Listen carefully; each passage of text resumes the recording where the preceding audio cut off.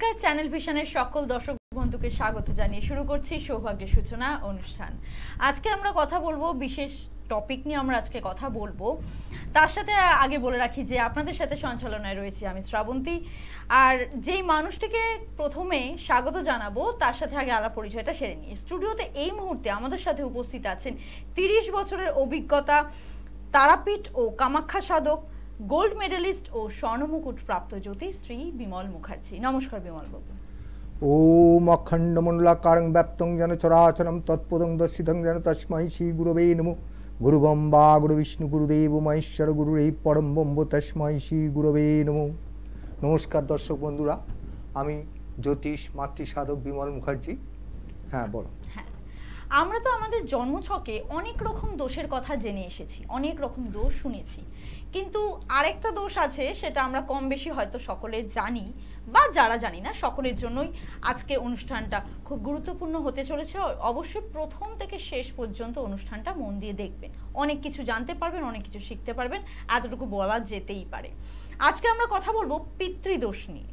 হ্যাঁ, আমাদের জন্মছকে অনেক অনেক দোষ আছে, অনেক অনেক দোষ কিন্তু আমরা কথা শুনেছি অনেক অনেক দোষের সম্পর্কে, তেমনই কিন্তু হচ্ছে পিতৃযোগ, এটা হচ্ছে আরেকটা দোষ।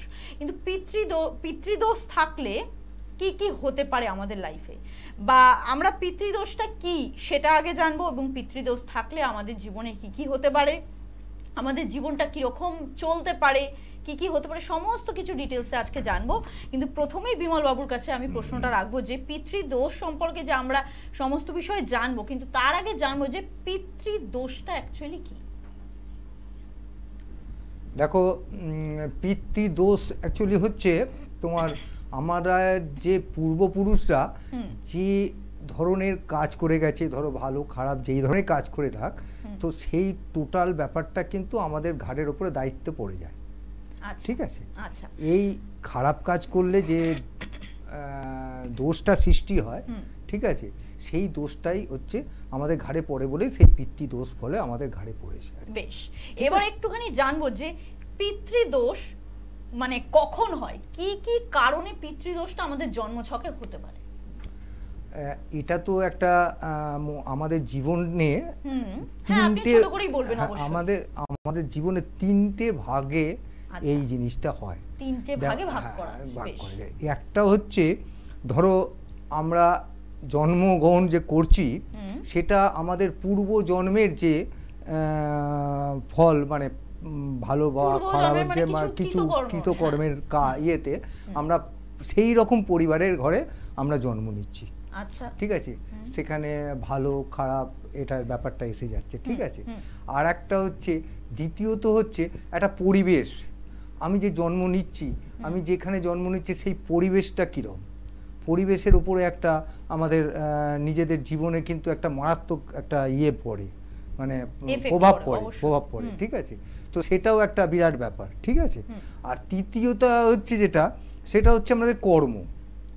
ধরো আমার জন্মছকে সবকিছুই বেশিরভাগ জিনিসটাই খারাপ আছে, ঠিক আছে, কিন্তু তবুও আমি কিন্তু ভালো কর্মের মাধ্যমে আমি কিন্তু সেইটাকে অনেকটা পিছিয়ে ফেলে এগিয়ে যেতে পারবো। এই যে জিনিসটা, এই তিনটে জিনিসের উপরে কিন্তু আমাদের এই যে ইয়েটাকে পিতৃদোষটা ইয়ের করে। ঠিক আছে, তো দেখুন দর্শক বন্ধু, মানে বিমল বাবু যেটা বোঝাতে চাইলেন সেটা হচ্ছে এরকমই যে আপনার জন্মছকে হয়তো বিশেষ কিছু খারাপ যোগ আছে, কিন্তু এই জীবনে আপনি যে বর্তমান জীবনটা যে চলছেন, এই বর্তমান জীবনে শুধুমাত্র আপনার কর্মফল, মানে আপনি দৈনন্দিন জীবনে যে কাজকর্মগুলো করে যাচ্ছেন, সেই কাজকর্মের দ্বারা কিন্তু আপনার যে খারাপটা রয়েছে, আপনার জন্মছকে যে খারাপ প্রভাবটা রয়েছে, সেইটা কিন্তু আপনি অনেকটা পরিবর্তন করতে পারেন। কেমন করে? আপনি কিছু ভালো কর্ম করতে পারেন, আপনার দৈনন্দিন জীবনে আপনি যে ভালো ভালো কর্মগুলো করবেন, সেটার দ্বারাই কিন্তু আপনার যেই খারাপটা রয়েছে আপনার জন্মছকে, সেটা কিন্তু পুরোটা হয়তো মিটে যাবে না, কিন্তু কিছুটা হলেও মিনিমাইজ হবে। এটা হচ্ছে কর্মর ব্যাপারটা বলতে গিয়ে, যেটা কর্ম ব্যাপারটা বলতে গিয়ে, ধরো আমার কোনো কর্ম মানে দরকার, ঠিক, আমার কর্ম, আমি আমার জন্মছকে এমনই অবস্থা, কর্ম নেই, কিন্তু তা বলে তো আমি বসে থাকলে হবে না। না, একদমই নয়। বসে থাকলে হবে কি, ধরো আমি জন্মছকে দেখলাম আমার পিতৃদোষ আছে, তা নিয়ে যদি আমি হাউতাস করি তাহলে তো হবে না। তো আমি সেই কর্মের কথা বলছি যে কর্ম করে আমাকে জিনিসটা থেকে রিমেডি করে নিয়ে বেরিয়ে চলে আসে। আমার যদি এরকম কিছু থাকে তো আমাকে ভালো কর্ম করে যেতে হবে, মানে আমাকে সৎ পথে চলতে হবে, সৎ কর্ম করতে হবে, একদম সত্যের পথে থাকতে হবে।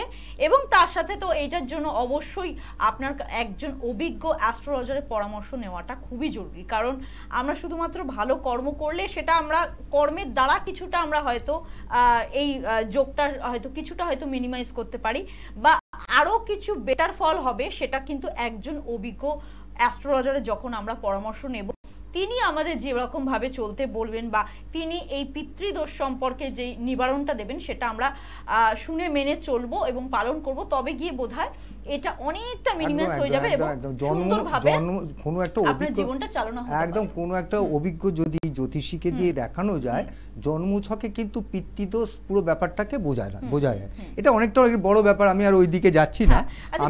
আমি আসবো কথায় আসবো, পিতৃদোষ নিয়ে আরো কথায় আসবো, কিন্তু একটু দর্শক বন্ধুদের আমি জানিয়ে দিই যে আপনারা যদি এই রকম ধরনের সমস্যা যদি আপনাদের জীবনে থাকে, পিতৃদোষ বলুন, এছাড়াও বিভিন্ন রকমের সমস্যা আমাদের জন্মছকে থেকে থাকে, তাহলে আপনারা কি করবেন? তাহলে অবশ্যই যদি আপনারা পছন্দ করেন, চান, তাহলে বিমল বাবুর কাছে আসতেই পারেন। আসার জন্য কি করতে হবে? আসার জন্য অবশ্যই উনার বুকিং নাম্বারটা আপনাদেরকে নোট ডাউন করে রাখতে হবে। আপনার টিভি স্ক্রলেও যাচ্ছে, কিন্তু আমি আরেকবার রিপিট করে দিচ্ছি, 8100684023। আরেকবার 8100684023, এটা হচ্ছে বুকিং নাম্বার। এই নাম্বারে কল করে আগে আপনি অ্যাপয়েন্টমেন্ট ফিক্সড করবেন, তারপর কিন্তু চেম্বারে ভিজিট করবেন, যেটা আপনার নিকটবর্তী চেম্বার হবে। চেম্বারটা বলে রাখি, আপনারা বিমল বাবুকে পেয়ে যাচ্ছেন শিয়ালদা, কালীঘাট, দক্ষিণেশ্বর ও চুঁচুড়াতে। এছাড়াও বিমল বাবু থাকছেন কৃষ্ণনগর, ব্যারাকপুর, বর্ধমান ও মেছেদাতে। এছাড়াও আরেকটা সুবিধা রয়েছে, যারা দূরের বন্ধু রয়েছেন তাদের জন্য এই সুবিধাটা বিশেষ করে রয়েছে। যারা দূরের বন্ধু রয়েছেন বা হয়তো আপনার বাড়ি থেকে আসাটা কোনো রকমভাবে পসিবল হচ্ছে না চেম্বারে, তাদের জন্য একটা সুবিধা রয়েছে, সেটা হচ্ছে অনলাইন কনসালটেন্সি। সেটা কিভাবে করবেন? সেটা কিন্তু এই যে বুকিং নাম্বারটা আপনাদের টিভি স্ক্রিনে যাচ্ছে, ওই সেম বুকিং নাম্বারে আপনাদের কল করতে হবে এবং আপনাদের এটা জানাতে হবে যে কোনো কারণে, কোনো অসুবিধার কারণে আপনারা চেম্বার ভিজিট করতে পারছেন না, বিমল বাবুর সাথে যোগাযোগ করতে পারছেন না চেম্বারে গিয়ে, তারা একমাত্র অনলাইন কনসালটেন্সিটা নিতে পারেন বাড়িতে বসেই। কিন্তু সেটার জন্য বুকিং নাম্বারে ফোন করে আপনাকে ডিটেলসে কথা বলতে হবে এবং দেন আপনারা এই কনসালটেন্সিটা বাড়িতে বসেই নিতে পারবেন। এবার আমরা একটু আলোচনাতে ফিরবো, সেটা হচ্ছে বিমলবাবু, এবার আপনি বলুন যে এই যে পিতৃদোষ নিয়ে যখন আমাদের কথা হচ্ছে, তাহলে এই পিতৃদোষের অনেক নিশ্চয়ই কারণ আছে, তা আপনি কয়েকটা কারণ বলুন যেটার জন্য নাকি সাধারণ মানুষ বুঝতে পারে যে তার জন্মছকে পিতৃদোষটা হয়েছে। দেখো, পিতৃদোষ আমি ছোট করে একটা তোমাকে বলে দিচ্ছি। নিশ্চয়ই। ধরো আমি যে পরিবারে জন্মালাম, ঠিক আছে, সেই পরিবারের আমার বৈষয়িক সুখটা আমি গ্রহণ করলাম, ঠিক আছে, কিন্তু পূর্বপুরুষদের যে কর্মফল সেটাকেও তো আমাকে নিতে হবে। একদম, মানে ভালোটা নিলে আমাকে খারাপটাও নিতে হবে। একদম। তো সেই জিনিসটাই হচ্ছে কিন্তু পিতৃদোষ। আচ্ছা, ঠিক আছে। ওই আমি যখন ধরো আমার যে বিষয় সম্পত্তি যা কিছু আমি পূর্বপুরুষের আমি সব কিছু বহু বছরের জিনিস আমি ভোগ করছি, কিন্তু আমার পূর্বপুরুষরা যে কর্ম করে গেছে, ভালো হোক খারাপ হোক, সেই খারাপ কর্মটাও কিন্তু যে দোষটা আছে সেই দোষটাও কিন্তু আমার ঘাড়ে পড়বে। আচ্ছা, ঠিক আছে। সেটাই হচ্ছে পিতৃদোষ। ঠিক আছে। এই পিতৃদোষ, দেখো, এই পিতৃদোষ হলে হয়েছে মানে সব অনেকগুলো তো আছে, সবার তো আর একই সঙ্গে আমি যতগুলো বলবো একজনের ঘাড়ে তো সবকিছু হবে না, হতে পারে না। কারো ধরো তোমার সারা জীবন সে পায়ের ঘাম মাথায় ফেলে, এই মাথার ঘাম পায়ে ফেলে খেটে খেটে একদম পুরো মানে কি বলবো তোমার রোজগারপাতি করছে, কিন্তু কোনো উপার্জনের অর্থ সঞ্চয় হচ্ছে না। প্রথম কথা হচ্ছে সঞ্চয় একদমই থাকবে না। সে অঢেল পয়সা ইনকাম করবে কিন্তু সঞ্চয় থাকবে না। এটা একটা ব্যাপার থাকবে। দ্বিতীয় কথা হচ্ছে সাংসারিক অনেক রকম অসুবিধে থাকবে। ঠিক আছে। তো সামাজিক কিছু মানে অসুবিধার সৃষ্টি হয়ে যাবে। ঠিক আছে। মানে আপনি কি সামাজিক অসুবিধা বলতে কি আপনি এরকম বলতে চাইছেন যে মানে হয়তো সে হয়তো একটা সৎ মানুষ, সে হয়তো সৎ পথে রোজগার করেন বা কিছু, কিন্তু সে সেই দামটা হয়তো পারবে না। একদম সমাজের কাছে সেই দামটা পাবে না। ঠিক আছে, সৎ মানুষের যে দামটা সেটা পাবে, সেই ভ্যালুটা পাবে না, ঠিক আছে।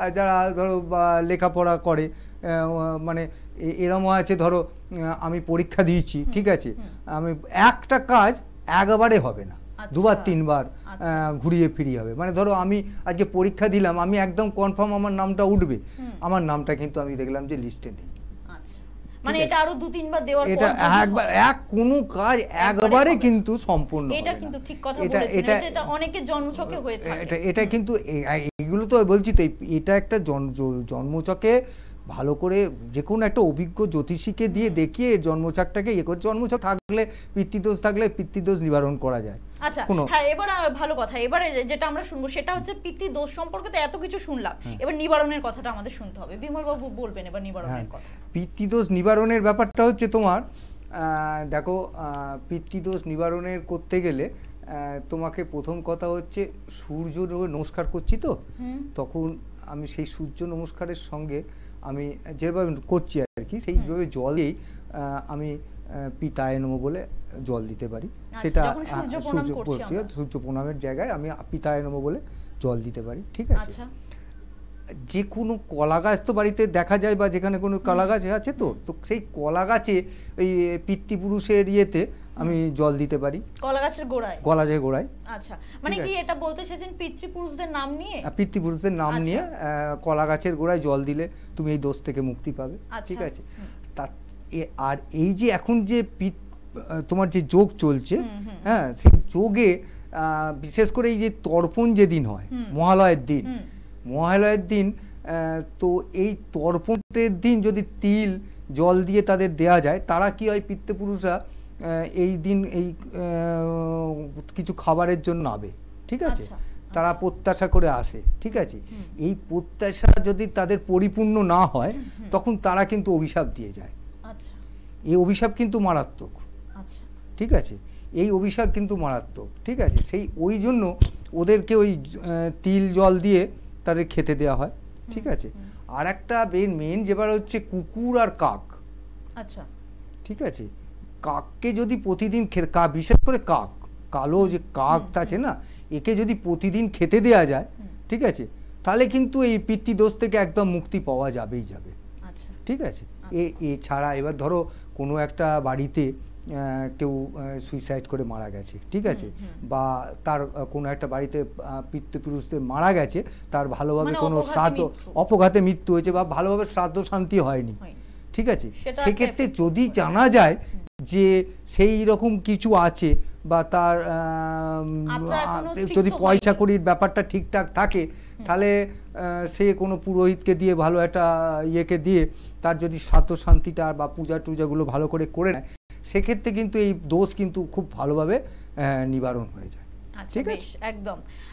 এতক্ষণ ধরে বিমল বাবু এত সুন্দর করে সমস্ত জায়গাগুলো, মানে পিতৃদোষের সমস্ত জায়গাগুলো ধরে ধরে বুঝিয়ে বলেছেন, আপনারা নিশ্চয়ই শুনেছেন। এবার আপনাদেরকে বলি যে আপনাদের যদি কারোর এরকম ধরনের সমস্যা থেকে থাকে, সে পিতৃদোষী হোক বা অন্যান্য যে সমস্যাগুলো আমাদের জন্মছকে থেকে থাকে, সেরকম কোনো সমস্যা যদি আপনাদের জন্মছকে থাকে, তাহলে আপনারা একটা খুব ভালো কাজ করতে পারেন। সেটা হচ্ছে সামনেই কিন্তু আমাদের মহালয়া তিথি রয়েছে, এটা একটা শুভ তিথি। সেই তিথিতে কিন্তু বিমল বাবু কিন্তু মানে ক্রিয়াকর্ম করে থাকেন। আপনাদের যদি কারোর কোনো এরকম ধরনের সমস্যা থাকে, তাহলে অবশ্যই আপনারা এই বুকিং নাম্বারে কল করতে পারেন, এবং তিনি মহালয়ের দিনে এই ক্রিয়াকর্মগুলো, বিশেষ ক্রিয়াকর্মগুলো উনি করে থাকেন। আপনারা যোগাযোগের জন্য এখন থেকেই বুকিং নাম্বারে কলটা করুন, কারণ দিন একদম হাতে গোনার দিন, আর বেশি দিন নেই, সময়টাও খুব কম আছে, সেই কারণে এখন থেকে বুকিংটা ভেরি মাস্ট। বুকিং নাম্বার আপনাদের জন্য, সকলের জন্য আরেকবার 8100684023, এটা হচ্ছে বুকিং নাম্বার। এই নাম্বারে কল করে সমস্ত কিছু ভালো করে ডিটেলসে জেনে নেবেন। এবং আমি চেম্বারগুলো আরেকবার রিপিট করে দিচ্ছি। আপনারা বিমল বাবুকে পেয়ে যাচ্ছেন শিয়ালদাতে, কালীঘাট, দক্ষিণেশ্বর ও চুচুড়াতে। এছাড়াও পাচ্ছেন কৃষ্ণনগর, ব্যারাকপুর, বর্ধমান ও মেছেদাতে। এতগুলো জায়গায় চেম্বার রয়েছে। আর কোথায় কোথায় কি চেম্বার রয়েছে সমস্ত ডিটেলসে জানার জন্য একমাত্র পথ হচ্ছে বুকিং নাম্বারটা। আর আমাদের আজকে বিদায় নিতে হবে অনুষ্ঠান থেকে। আগামী অনুষ্ঠানে এই রকম ধরনের বিশেষ কোনো টপিক নিয়ে আমরা আবারও আসব, আপনাদেরকে কিছু জানানোর জন্য, আপনাদেরকে কিছু মানে উপকারের জন্য যদি আমরা একটু কাজে লাগতে পারি। আজকের মতো অনুষ্ঠান এখানে শেষ করছি। আপনারা সকলে ভালো থাকবেন, সুস্থ থাকবেন, ভালোবাসায় থাকবেন। নমস্কার।